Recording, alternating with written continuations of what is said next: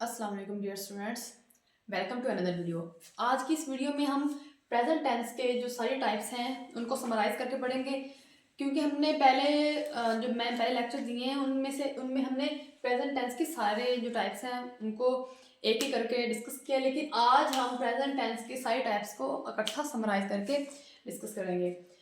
Present tense basically present tense मतलब मौजूदा हालत, ऐसी हालत जो अभी चल रही हो, ना गुजर गई हो और ना ही आने वाली हो, उसे हम कहते हैं प्रेजेंट टेंस। कितने टाइप्स हैं इसकी? चार। Present indefinite tense, present continuous tense, present perfect tense और प्रेजेंट परफेक्ट कंटिन्यूअस टेंस। अब हमने इसमें इसकी पहले रिकॉग्निशन देखनी है, यानी कि इसकी पहचान क्या है इस टेंस की, कि फिक्रात के आखिर पर क्या आता है। उसके बाद हेल्पिंग वर्ब, कि हम कौन सा हेल्पिंग वर्ब यूज करते हैं। और तीसरी चीज है इसमें फॉर्म ऑफ वर्ब, कि हम वर्ब की कौन सी हालत इसमें इस्तेमाल करते हैं। सबसे पहला टेंस है प्रेजेंट इंडेफिनिट टेंस। ऐसे फिक्रात जिनके आखिर पर ता है, ती है, ते हैं आता है, वो प्रेजेंट इंडेफिनिट टेंस के फिक्रे होते हैं। क्या आता है? ता है, ती है, ते हैं। अगर ये आ जाए तो वो कौन से टेंस के फिक्रे होते हैं? प्रेजेंट इंडेफिनिट टेंस के फिक्रे। जैसे अली स्कूल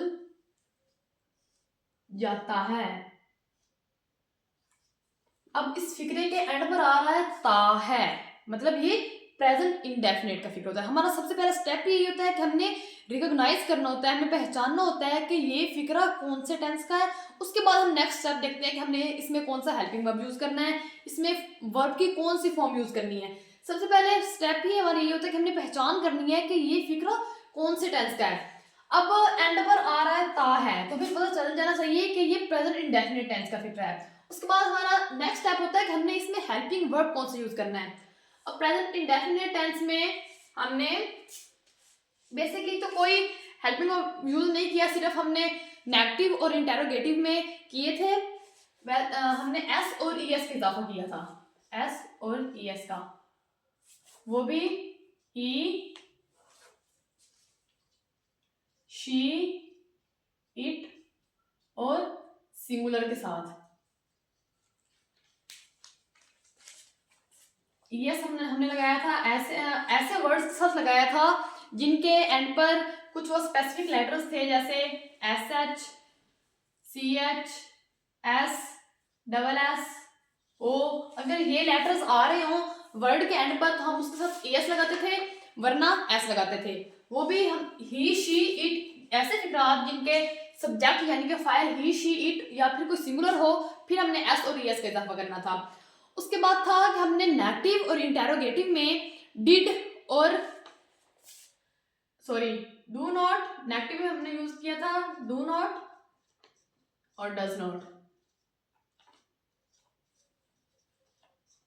और इंटेरोगेटिव में हमने सिर्फ डू और डज स्टार्टिंग में लगा दिया था। उसके बाद हमने इसमें वर्ब की कौन सी फॉर्म यूज की थी? हमने इसमें वर्ब की फर्स्ट फॉर्म यूज की थी, फर्स्ट फॉर्म ऑफ वर्ब।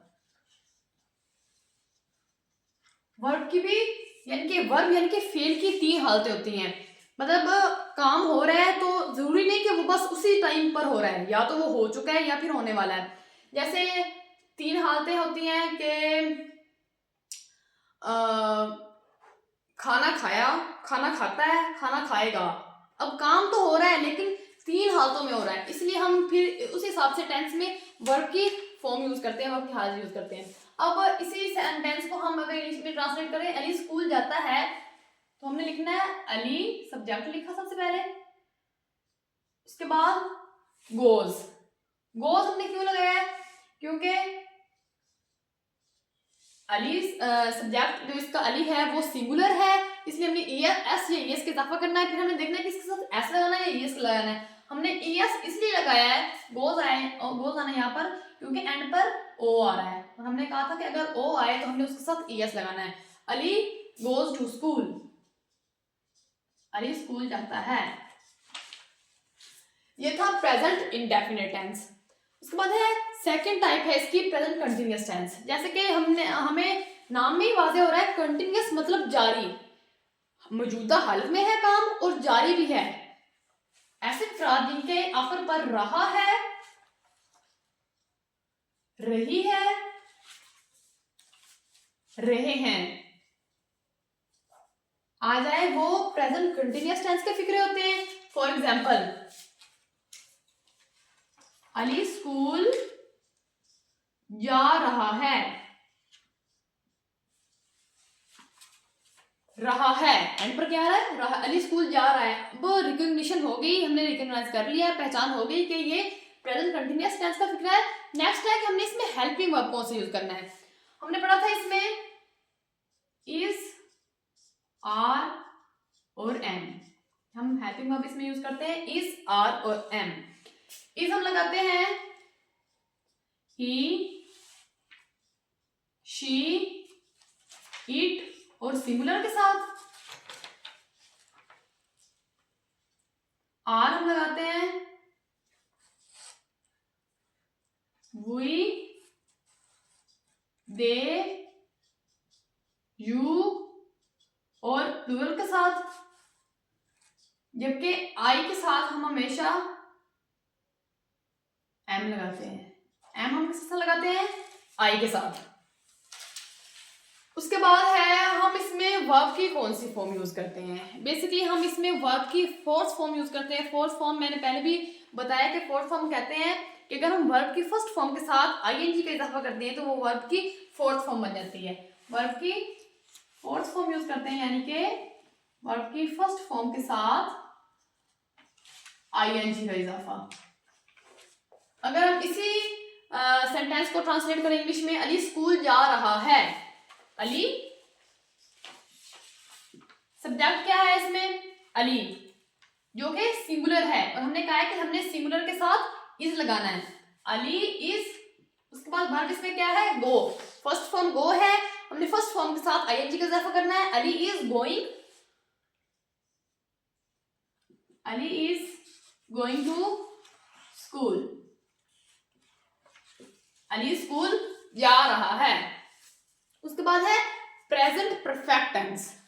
पहचान क्या होती है, उर्दू फिक्रात के आखिर पर चुका है, चुकी है,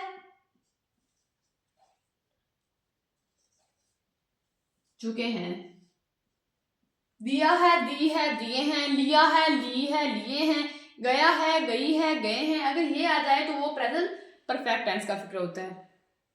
फॉर एग्जाम्पल, अली स्कूल जा चुका है।